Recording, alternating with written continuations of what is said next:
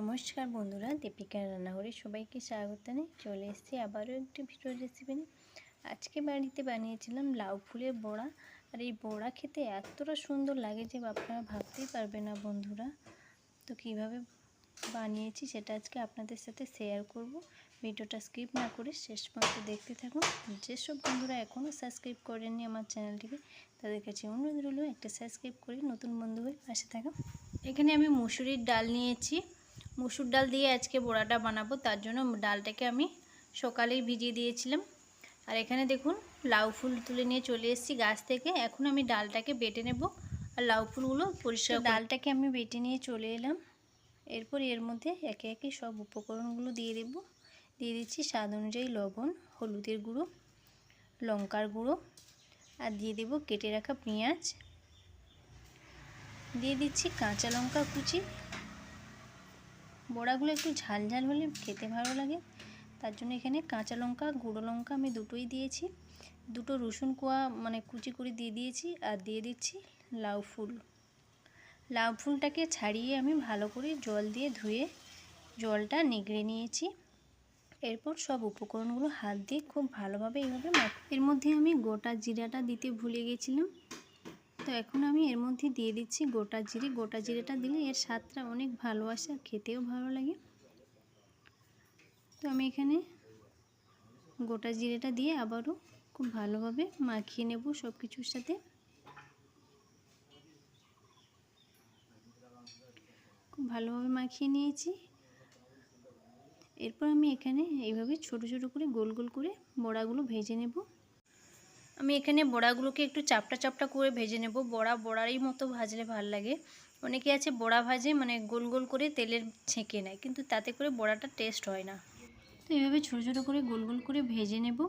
আর এই বড়াগুলো কিন্তু গরম অবস্থায় খেতে খুবই সুন্দর লাগে।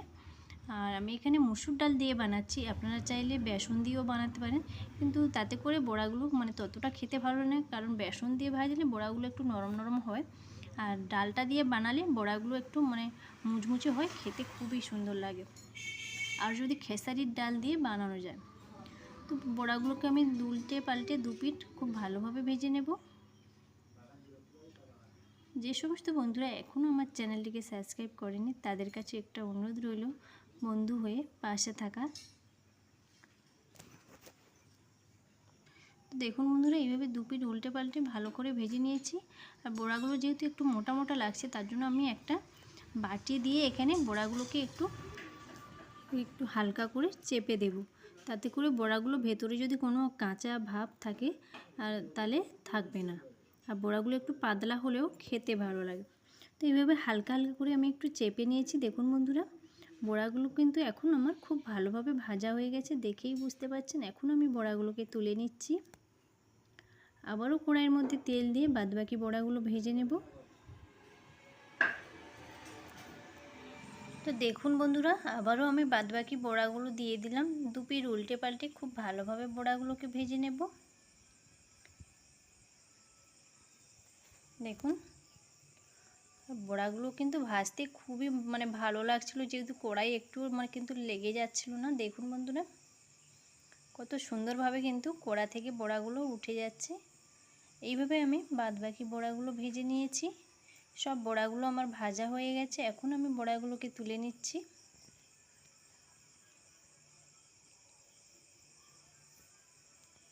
এই দেখুন বন্ধুরা, বড়াগুলো সব আমি তুলে নিয়ে চলে এসেছি। এখন দেখুন বড়াগুলো দেখতে আমার কতটা সুন্দর লাগছে, আর খেতেও কিন্তু তার থেকে আরও বেশি সুন্দর হয়েছিল। ভিডিওটা ভালো লাগলে একটা লাইক করো, বন্ধুদের সাথে বেশি করে শেয়ার করে দিও, আর একটা সাবস্ক্রাইব করার অনুরোধ রইল। নতুন বন্ধু হয়ে পাশে থেকো। ধন্যবাদ।